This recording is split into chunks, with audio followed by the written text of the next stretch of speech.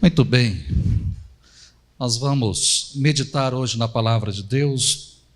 Eu quero convidar você a abrir a sua Bíblia no Evangelho de Lucas. Se você puder fazer isso, pedir para acender as luzes para mim. Evangelho de Lucas, capítulo 16. Evangelho de Lucas, capítulo 16. Nós estamos, nesse domingo e no próximo domingo, trabalhando não uma série de mensagens, vamos trabalhar 2 mensagens à parte. E queremos meditar em coisas diferentes. Hoje eu quero falar sobre céu ou inferno. Essa vai ser a temática de hoje à noite. Nós terminamos Uma Igreja Irresistível no último domingo.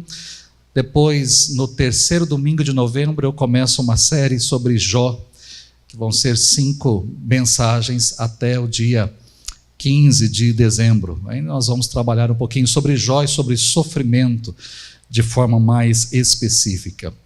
Evangelho de Lucas, capítulo 16, eu quero ler com você do verso 19 até o verso 31. Lucas 16, de 19 a 31, que nos diz assim o texto: Havia um homem rico que se vestia de púrpura e de linho fino e vivia no luxo todos os dias. Diante do seu portão fora deixado um mendigo chamado Lázaro, coberto de chagas. Este ansiava comer o que caía da mesa do rico. Até os cães vinham lamber suas feridas. Chegou o dia em que o mendigo morreu, e os anjos o levaram para junto de Abraão. O rico também morreu e foi sepultado. No Hades, onde estava atormentado, ele olhou para cima e viu Abraão de longe, com Lázaro ao seu lado. Então chamou: Pai Abraão, tem misericórdia de mim, e manda que Lázaro molhe a ponta do dedo na água e refresque a minha língua, porque estou sofrendo muito neste fogo. Mas Abraão respondeu: Filho, lembre-se de que durante a sua vida você recebeu coisas boas, enquanto que Lázaro recebeu coisas más. Agora, porém, ele está sendo consolado aqui e você está em sofrimento. E além disso, entre vocês e nós há um grande abismo, de forma que os que desejam passar do nosso lado para o seu, ou do seu lado para o nosso, não conseguem. Ele respondeu: Então eu te suplico, pai, manda Lázaro ir à casa de meu pai, pois tenho 5 irmãos. Deixa que ele os avise, a fim de que eles não venham também para este lugar de tormento. Abraão respondeu: Eles têm Moisés e os profetas, que os ouçam. Não, pai Abraão, disse ele, mas se alguém dentre os mortos fosse até eles, eles se arrependeriam. Abraão respondeu: Se não ouvem a Moisés e aos profetas, tampouco se deixarão convencer, ainda que ressuscite alguém dentre os mortos. Esse é um dos textos mais interessantes da Bíblia, uma parábola dita por Jesus, que é de fácil entendimento, e Jesus, de forma muito simples, nos ensina que a vida é muito mais do que simplesmente viver, e a morte é muito mais do que simplesmente morrer. Eu sei que existem muitas especulações sobre a morte, principalmente sobre o que acontece após a morte, após a sepultura. Há muita curiosidade sobre o destino das pessoas após a morte, para onde elas vão, o que acontece, né, quando nós fechamos os nossos olhos para este mundo, como é que elas estão. Mas aqui nessa parábola, Jesus abre um pouquinho as cortinas da eternidade e nos fazem enxergar, essas cortinas abertas nos fazem enxergar o que acontece após a morte. Jesus abre um pouquinho as cortinas da eternidade para nos fazer enxergar que existe algo além da morte, algo além da sepultura. Jesus nos mostra que após a morte, após os nossos olhos se fecharem aqui, nós temos o céu, que é chamado aqui de seio de Abraão, ou temos o inferno. Essa parábola, de forma muito simples, nos apresenta a história de 2 homens. Mas mais que isso, essa história nos traz contrastes. E é sobre esses contrastes que eu quero falar nessa noite. Contraste na vida, contraste na morte e contraste também na eternidade. Contraste na vida, contraste na morte e contraste na eternidade. O primeiro contraste que temos é na vida, ou seja, do lado de cada sepultura. E a gente percebe isso ao ler os versos 19 ao 21. Nós temos a história de dois homens. O primeiro a ser apresentado na história é um homem muito, muito rico. Não sabemos sequer o seu nome, sabemos apenas que ele era muito rico. Jesus não poupa palavras para expressar a vida que este homem levava. Ele se vestia com roupas caríssimas, ele se vestia de púrpura, ou seja, de um tecido tingido por moluscos do fundo do mar. Apenas as pessoas das mais altas camadas sociais se vestiam de púrpura, apenas políticos, apenas senadores romanos, imperadores se vestiam de púrpura. Além disso, ele se vestia de linho fino, ou seja, ele andava na alta moda e na moda mais cara da sua época. Ele também se regalava esplendidamente, ele satisfazia os desejos de sua carne. A vida desse homem era de luxo, era de festa. Jesus não o acusa de nenhum crime. Ele não era um ladrão, ele não era um corrupto, ele não era um imoral, ele não era um ébrio. Não há nenhum tipo de acusação contra ele. Seu problema não era sequer mesmo a riqueza. Não há nenhuma acusação do fato deste homem ser rico, mas o mau uso que ele fazia do dinheiro é algo que pesa na sua vida. Ele era egoísta, ele esbanjava consigo, o mundo girava em torno dele, ele era o centro do universo, ele era o centro das atenções, ele usava tudo que tinha para o seu próprio benefício, ele nem sequer olhava para aquele que estava à calçada da sua casa, do outro lado do muro da sua casa, e que estava passando necessidades. O mais difícil imaginar, talvez, para nós, é que este homem era um judeu, e era não apenas um judeu, mas era um conhecedor das Escrituras. Ele sabia quem era Moisés, ele sabia quem eram os profetas, ele sabia quem era Abraão, e inclusive o chama de pai. Quando ele se relaciona com Abraão, ele chama Abraão de pai. Como uma pessoa que se diz temente a Deus, não era capaz de olhar para alguém que estava à sua porta pedindo ajuda, não era capaz de olhar à sua porta para alguém que ali estava necessitada e poderia nem sequer ele ajudava essa pessoa, estendia a mão para lhe oferecer um prato de comida. Como uma pessoa dessa, que se diz temente a Deus, não era capaz de olhar para o próximo e para o sofrimento que existia neste próximo. E quem estava ali à sua calçada? Quem é este próximo?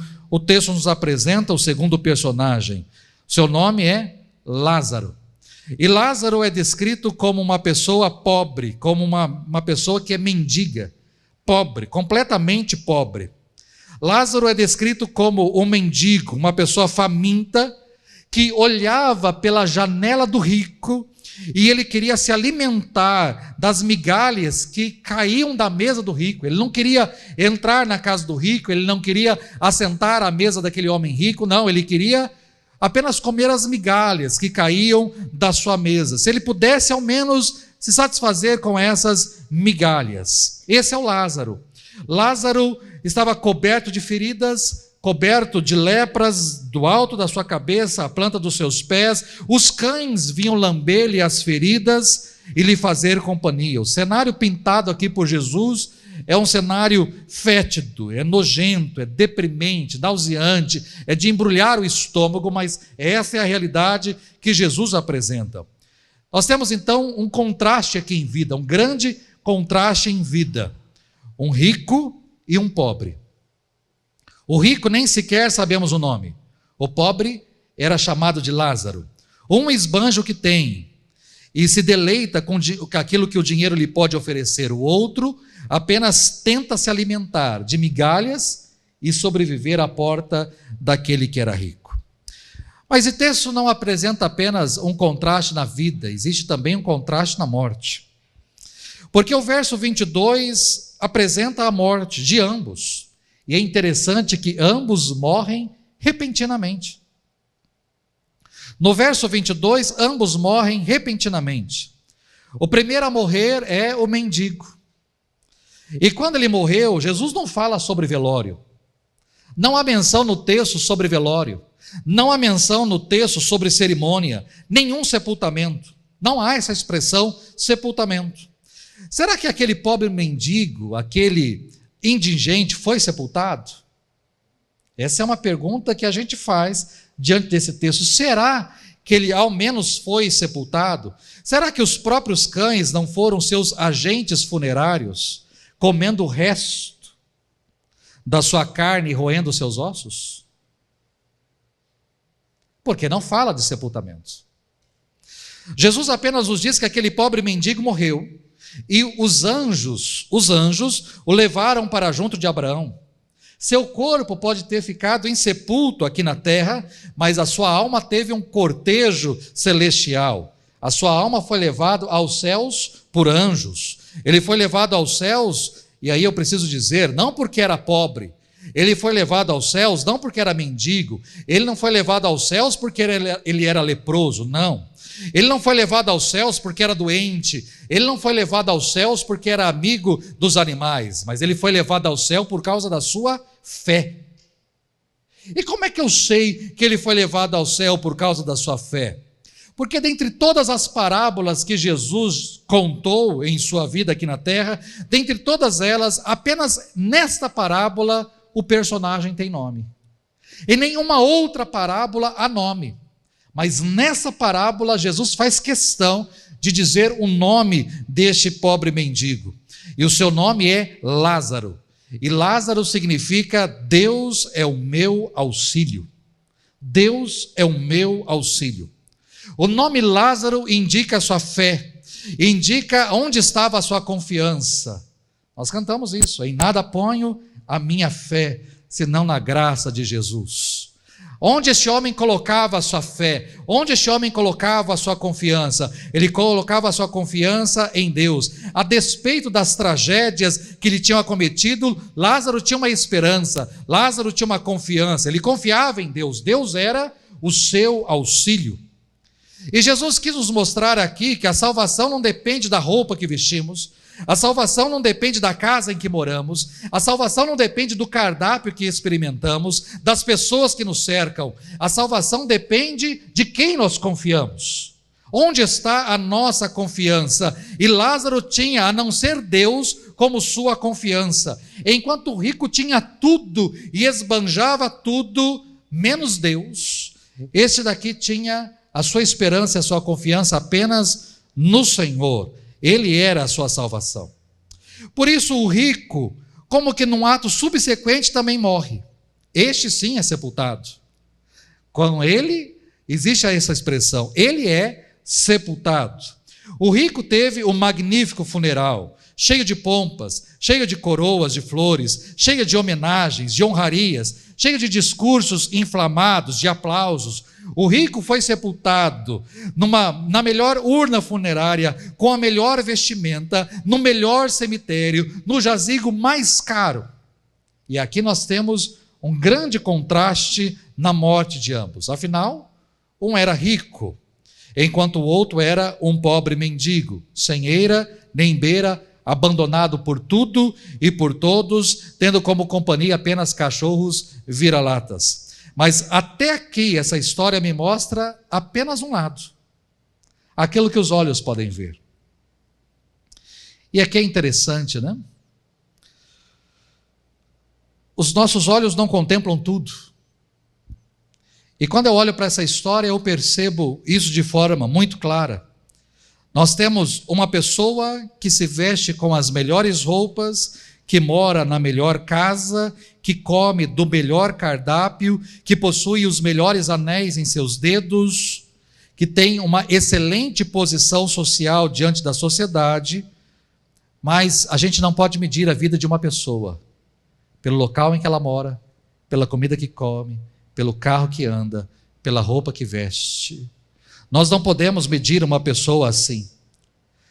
O nosso mundo hoje, o mundo de rede social, nós abrimos um Instagram da vida e nós vemos pessoas com ótimas roupas. Ninguém, né? E quando você vê um post de alguém que está mal vestido, você passa rápido. Mas os seus olhos são atraídos por aquela pessoa que está bem vestida, está bem maquiada. está nos melhores restaurantes. Você para diante dos posts daquelas paisagens mais deslumbrantes, das melhores viagens, porque os nossos olhos são atraídos por aquilo que é belo, por aquilo que é lindo, mas a gente não sabe como é que está por dentro daquela pessoa. Você sabe o exterior, você vê a roupa que aquela pessoa está usando para tirar a foto, você vê a comida que aquela pessoa está comendo ao tirar a foto, você vê o hotel de luxo que aquela pessoa está ali para exibir, para mostrar para as pessoas, você vê a praia linda em que ela está, você consegue olhar para o cenário, mas você não consegue olhar para o coração. Quem olhava para este homem, enxergava um homem não apenas rico, mas talvez um homem feliz, um homem que estava na sua casa, cercado de muita gente, comendo do bom e do melhor, vestindo a melhor roupa, só festa, festa, festa, e quando a gente olha para isso, fala, nossa, como essa pessoa deve ser feliz, como eu gostaria de ter a vida que essa pessoa tem, como eu gostaria de ser essa pessoa, morar nessa casa, ter essa roupa, vestir essa roupa, comer essa comida, estar nos lugares badalados que ela está, como eu gostaria de estar no lugar dessa pessoa, mas você não conhece de fato o que vai por dentro. Nós não conhecemos. Por fora, provavelmente, aquele homem rico aparentava felicidade, alegria, tudo que era muito bom, muito belo, mas de fato não estava, pois estava longe de Deus, e longe de Deus não há alegria, longe de Deus não há prazer, longe de Deus não há felicidade. Por mais que as aparências possam mostrar o contrário, mas não pode ser feliz. Então nós temos um contraste na vida, temos um contraste na morte, mas temos também um contraste na eternidade. A maior parte do texto se detém neste contraste, entre os versos 23 e verso 31. Aqui temos uma inversão brutal da realidade. No versículo 22, somos informados que o insepulto Lázaro tem a sua alma levada em cortejo aos céus. O rico morre, é brilhantemente sepultado, mas levado... Não tem anjo. Não há anjo levando ele para o céu. Pelo contrário, o verso 23 nos diz que ele está no Hades, ele está no inferno. O Lázaro que vivia em dor e sofrimento é levado para gozar da presença de Deus. Lázaro está em paz, Lázaro está em plena alegria e vida, Lázaro está sendo consolado de suas dores e mazelas neste mundo. Já o rico está em sofrimento, queimando no fogo do inferno, sendo atormentado dia e noite. O seu corpo foi colocado no melhor caixão, depositado na melhor sepultura, do melhor cemitério, mas sua alma foi para o inferno. Está em pleno sofrimento. Aquele que não tinha nada em vida, ganhou tudo após a morte. Já o que tinha tudo em vida, ficou sem nada após a morte. Lázaro, que só tinha Deus neste mundo, como seu auxílio, fechou os seus olhos para este mundo e abriu os seus olhos diante de Deus para viver eternamente com Deus. Já o rico, que tinha tudo neste mundo, mas que não tinha Deus, ao fechar os seus olhos para este mundo e abri-los na eternidade, se viu distante de Deus e sem nada para lhe trazer alegria ou consolo. Essa história me ensina que a morte não muda o destino de uma pessoa. Quem morre salvo, permanece salvo. Mas quem morre perdido, permanece perdido. A hora de se preparar para a eternidade é agora e não depois. Por que eu estou pregando sobre isso? Essa semana me enviaram um vídeo e eu achei a coisa mais absurda até mesmo. Eu não sei o que aquela pessoa é, se ele é um padre, o que ele é, eu imagino que ele seja um padre, mostrando o que se deveria fazer nesse dia de finados. Pensando nas pessoas que estão do lado de lá em sofrimento. E aí nós temos uma série de coisas que devem ser feitas, penitências que devem ser feitas, indulgências que devem ser pagas, orações que devem ser elevadas, velas que precisam ser acesas. Não é à toa que no dia de finados, muitas pessoas lembram dos seus mortos. Eu não vejo nenhum problema em você lembrar de uma pessoa que morreu. Não vejo nenhum problema em você reservar talvez um dia do ano para ir até o cemitério para lavar o túmulo, para talvez dar ali fazer uma mão de obra, dar uma caiada no sepulcro, dar uma pintadinha ali, dar uma olhada. Não tem problema nenhum com relação a isso. Se você quiser trocar a foto, ver como é que está, não tem problema nenhum. O problema está em você acreditar que acender uma vela vai tirar a pessoa de determinado lugar, ou que você fazer determinadas preces vai fazer isso. O problema está em você achar que 7 dias depois que a pessoa morreu, você vai fazer uma missa e essa pessoa vai sair do lugar de sofrimento e vai para o lugar de paz. Ou fazer 14 dias depois, ou 21 dias depois, 49 dias depois, 1 ano depois, 10 anos depois. Você pode fazer quanta missa você quiser, acender quanta vela você quiser, fazer quanta oração você quiser. Isso não muda o destino de uma pessoa. Quando ela fecha os olhos para este mundo, acabou.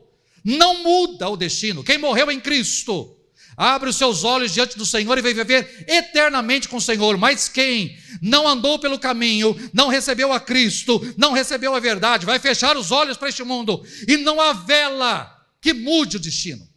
Não há prece, não há missa, não há pagamento, não há dinheiro, não há nada que uma pessoa possa fazer que mude o destino de alguém que fechou os olhos para este mundo. O padre pode gastar o que ele quiser de saliva.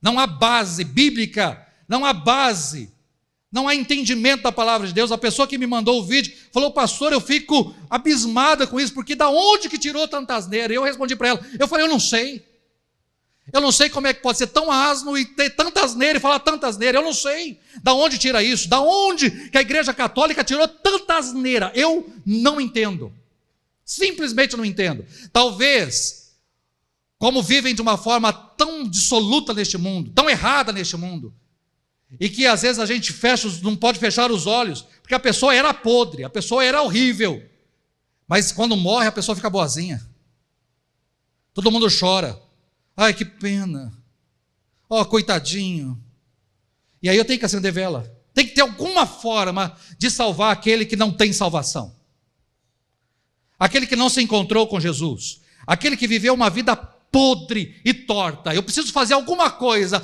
e aí eu tenho que me apegar a algo e acreditar em algo. Mas, querido, você pode se apegar ao que você quiser e acreditar naquilo que você quiser, nessa direção não tem como mudar. Podem te ensinar muitas coisas, mas não tem o que mudar. Só existem 2 destinos, e o texto deixa bem claro: existe céu, existe inferno, não existe purgatório. Não há purgatório, há céu e há inferno. E como diz o texto bíblico, quando o homem pergunta e fala, ele fala: ninguém daqui pode ir para aí, e ninguém daí pode vir para cá.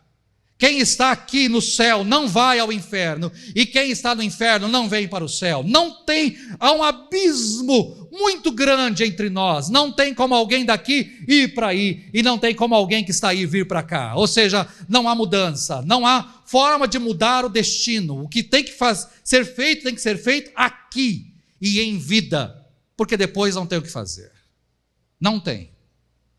Não há. E o texto deixa isso muito claro. O momento é agora, não existe outra chance. A morte não transforma um pecador num santo.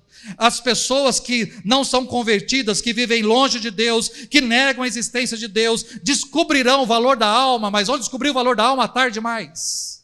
Tarde demais. Este homem rico fazia provisão para o seu corpo todos os dias. Ele estava preocupado com as suas vestes, preocupado com a comida, preocupado com os banquetes, com os prazeres, tudo para o seu corpo. Mas que provisão que ele fez para a sua alma? Que provisão que ele fez para a sua alma? Nenhuma. E isso acontece nos dias de hoje. As pessoas estão preocupadas com as coisas relativas ao corpo, com o dinheiro que tudo pode comprar. Posso comprar a comida, posso comprar o carro, posso comprar a casa, posso comprar bens, posso comprar joias. Preocupação com isso. Pessoas estão preocupadas com este mundo, com o que podem ter nessa vida. Pessoas estão preocupadas em juntar tesouros neste mundo. E aqui não estão preocupadas com o que acontece depois. Que contraste temos aqui. Lázaro, enquanto estava vivo, olhava pela janela do rico, via a regalia do rico e tinha vontade de se alimentar das migalhas da sua mesa. Agora, após a morte, o rico do inferno olha para o alto e contempla Lázaro e tem vontade de ser saciado com um pingo d'água no dedo de Lázaro. Se Lázaro, enquanto vivo, olhava pela janela do rico, agora é o rico no inferno que olha para a maravilha de vida que Lázaro tem. Que contraste que temos aqui, um homem que enquanto estava vivo não olhou para o alto, agora olha. Enquanto estava vivo ele não olhou para o alto, mas agora ele olha para o alto. Um homem que enquanto estava vivo não buscava Deus, mas agora ele ora. Agora ele clama por alívio, agora ele resolve buscar a Deus, mas tarde demais. Enquanto estava vivo, não perdia a oportunidade de satisfazer o seu corpo, de satisfazer a sua carne. Agora, depois de morto, lamenta as oportunidades perdidas de estar na presença de Deus e se preocupa com os seus irmãos que estão vivos e que estão no mesmo caminho que ele. Um homem que não se preocupava com ninguém neste mundo, a não ser consigo mesmo, mas agora está preocupado com seus entes queridos que ficaram na terra e está preocupado com a salvação deles, com a eternidade, para onde eles irão. Eu termino essa mensagem lhe perguntando o seguinte: quem é você na história? Quem é você na história? O rico ou Lázaro? Onde está a sua confiança? No dinheiro, nas coisas deste mundo ou em Deus? Onde está o seu coração? Onde está o seu tesouro? Onde que está o seu tesouro? Eu termino essa mensagem perguntando para você o seguinte: se o Senhor lhe chamar hoje, se você fechar os seus olhos hoje para este mundo, onde seus olhos serão abertos? Vai que o salmista Davi, no Salmo 139, diz que todos os nossos dias estão registrados no seu livro, antes mesmo de qualquer um desses dias existir. Vai que no seu dia lá, no livro, está lá, dia 3 de novembro, às 21 horas. Vou dar um tempinho a mais para você. E você está andando pela rua da cidade tranquilo. Você passou no sinal verde, mas veio um caminhão no sinal vermelho e pá! Você fechou os olhos aqui. Onde você vai abrir os seus olhos? Diante de Deus? Ou será que você vai abrir os seus olhos diante do capeta? Onde será que você vai abrir os seus olhos? Talvez você possa dizer o seguinte: não, pastor, mas nessa história, opa, Deus me livre. Né? É que você não tem madeira aí para você bater, senão você ia bater na madeira. Né? As igrejas tradicionais com banco de madeira, o cara ia bater na madeira. Deus me livre, pastor. Mas aqui é poltrona. Bater no ferro não resolve, nem na poltrona. Talvez você vá dizer: não, pastor, nessa história eu sou Lázaro. A minha confiança está no Senhor. O meu coração está no Senhor. O Senhor é o meu tesouro. Se o Senhor me chamar hoje, quando eu fechar os meus olhos para este mundo, eu vou abrir os meus olhos e vou ver a Deus, eu vou contemplar a Deus. Eu fecharei os meus olhos para este mundo, mas eu vou abrir os meus olhos diante de Deus. Anjos virão me buscar com toda certeza, pastor. Anjos virão fazer o meu cortejo. O Senhor me espera de braços abertos no céu. Que bom. Amém. Eu espero que você tenha essa certeza mesmo. Então, se isso acontecer, e se uma pessoa querida sua falecer? Então, se você tem a certeza da sua. E se uma pessoa querida sua falecer? Para onde ela irá? Se a sua mãe, o seu pai morrerem hoje, para onde eles irão? Se o seu filho morrer hoje, para onde ele irá? Se o seu tio morrer, se a sua irmã, se o seu empregado, seu patrão, se o seu colega lá de trabalho morrer hoje, para onde eles irão? Ah, aquele seu colega de escola, puxa, como eu gosto daquele cara. Como eu gosto, eu tenho uma amiga, né, uma menina que estuda comigo, é do meu coração. Nossa, eu amo, eu não vivo sem ela. Não vivo. Não, a gente está até prestando o Enem, a gente está fazendo planos de fazer faculdade juntos. Ah, ela mora no meu coração. Tá, e se ela morrer hoje, ela vai para onde? Porque se você ama tanto, para onde que ela vai? Ou você quer que ela vá para o inferno? Você ama tanto a ponto de que ela vá para o inferno? Ou você ama tanto e deseja que ela vá para o céu? Então, para onde ela irá? Né? Elas podem ser pessoas boas, honestas, íntegras, podem fazer muitas obras de caridade, podem ajudar muitas pessoas, mas se elas não têm Jesus, escute isso, se ela não tem Jesus, ela pode ser a melhor pessoa deste mundo, a pessoa mais bonita, a pessoa mais bem vestida, a pessoa mais cheirosa, a pessoa mais instagramável, a pessoa mais popular, a pessoa mais... Ela pode ser o que ela quiser, mas se ela não tem Jesus, ela vai com toda a sua beleza, com toda a sua maquiagem, com toda a sua bela roupa, com tudo que ela vai com tudo abraçar o capetão. Para onde está indo as pessoas que estão ao seu redor? Jesus é o caminho, Jesus é a porta, Jesus é a vida. Deus amou o mundo de tal maneira que deu o seu único filho para que todo aquele que nele crer, não pereça, mas tenha a vida eterna. É pela fé em Jesus, é pela graça que temos em Jesus, não é por obras, não é por mérito humano, não é por beleza, não é por dinheiro, não é por prestígio, não é por status, não, é por Cristo. E se ela não tem Cristo, não há vida para ela após a morte, a sofrimento, a dor. Ela vai queimar o resto da eternidade. Aquele homem rico, vendo e experimentando o tormento que era o inferno, queria de alguma forma que seus irmãos fossem avisados sobre aquele lugar. Ele queria que Lázaro fosse ressuscitado dentre os mortos para avisar os seus irmãos de que eles precisavam mudar de vida, senão também iriam para o inferno. Quem você gostaria de salvar? Quem você gostaria de salvar? Quem você não gostaria que fosse para o inferno? A sua chance é agora. O que você puder fazer, tem que fazer agora, enquanto a pessoa estiver viva, pois quando ela fechar os olhos para este mundo, não poderá alterar o destino. Nenhuma missa, nenhuma vela, nenhuma prece muda uma vírgula. Para onde ela foi, ela vai continuar para todo sempre. Essa história me mostra, e eu encerro com isso. Essa história, dentre tantos contrastes que existem, existe um contraste aqui que me chama muita atenção. Porque no inferno existe algo que deveria existir na igreja. Certa vez eu vi um pastor amigo pregando esse texto, e ele trabalhou a mensagem inteira em cima desses 3 tópicos que eu só vou citar aqui. E na mensagem dele dizia o seguinte: no inferno há olhar para o alto. No inferno há olhar para o alto. No inferno há oração e clamor.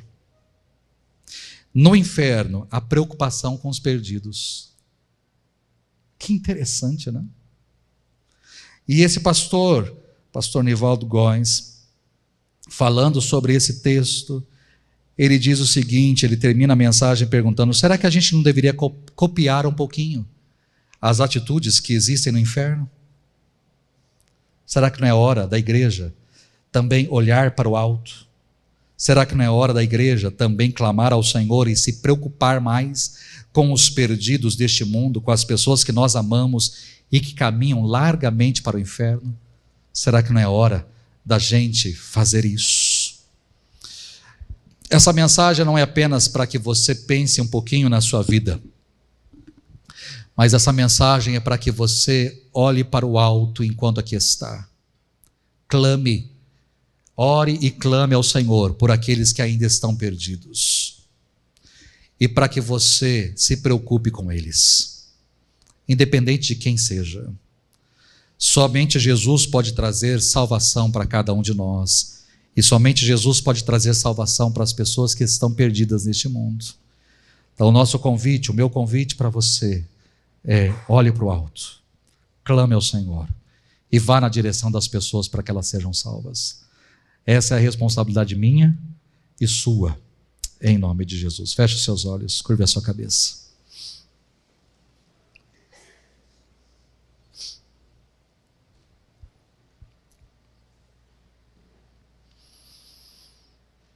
Eu pergunto para você: quem você gostaria de salvar? Quem você gostaria que fosse salvo? E quem você olha e fala assim: não, eu não queria que essa pessoa fosse para o inferno, jamais. Eu não quero que ela se perca. Está nas minhas mãos, está nas suas mãos, fazer a diferença na vida dessas pessoas, mudar o destino dessas pessoas. Está nas minhas mãos e nas suas mãos. Orar, clamar, olhar para o alto, buscar a presença do Senhor, ir na direção das pessoas para que a diferença seja feita. Está em mim e em você.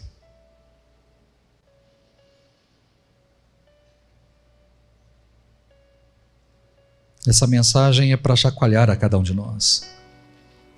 E para olharmos ao redor, não só para nós, mas ao redor. Quem gostaríamos que tivesse um encontro com Jesus? Para que ao fechar os olhos para este mundo, abrisse os seus olhos diante do Senhor. Quem? Pai, te agradeço por essa palavra e por nos fazer refletir nessa noite. Todos nós, Deus, precisamos refletir com relação à vida. Comemoramos ontem finados em nosso país, em outros lugares no mundo também, dia onde lembramos os mortos, e não há problema disso. O problema está em achar que uma oração minha pode mudar aquilo que já aconteceu. O problema está achar que ao cemitério acender uma vela pode mudar o destino de uma pessoa. O problema está achar que a gente pode viver a vida aqui do jeito que quiser, que alguém depois pode dar uma consertadinha para nós. O problema está achar que uma pessoa que viveu uma vida longe de ti, sem o Senhor, negando a ti, achar que essa pessoa pode depois, através da minha oração e de uma vela, mudar completamente a sua vida. A tua palavra nos diz de forma muito clara que ao homem está dado o direito de morrer apenas uma única vez. E após isso vem o juízo. Quando fechamos os olhos para este mundo, nós abrimos os olhos em algum lugar. Ou diante do Senhor, ou diante de Satanás. Somos recebidos pelo Senhor, ou por Ele. Somos abraçados pelo Senhor, ou por Ele. Não há outro destino, não há meio termo. Não existe purgatório, não existe limbo, não existe nenhum outro lugar no meio do caminho. Só existe dois destinos: para onde vamos e para onde as pessoas que estão ao nosso redor também estão caminhando. Que essa palavra, Deus, nos faça refletir, não só com relação à nossa vida, mas nos faça refletir também com relação àquilo que estamos fazendo, com relação às pessoas que estão ao nosso redor. Às vezes estamos deixando elas caminharem rumo ao inferno, sem interferir em absolutamente nada. E nós podemos apresentar a tua palavra, nós podemos pregar o evangelho, nós podemos testemunhar Cristo nas nossas vidas, nós podemos apresentar a salvação em Cristo, nós podemos fazer a diferença na vida das pessoas. Então nos ensine, ó Deus, não apenas nos preocuparmos conosco, mas nos preocuparmos também com as pessoas que estão ao nosso redor. Nos ensine a não nos preocuparmos apenas com este mundo e com as coisas relativas a este mundo, com aquilo que o dinheiro pode comprar, mas que a gente esteja se preocupando também com aquilo que está além da morte, pós-morte, com a vida eterna. É assim que eu oro, Pai. Traga clareza, discernimento, ensinamento. Traga ao nosso coração preocupação e traga ao nosso coração desejo de salvação, não apenas nossa, mas da nossa casa e dos nossos queridos, daqueles que nos cercam. É assim que eu oro. Em nome de Jesus. Amém.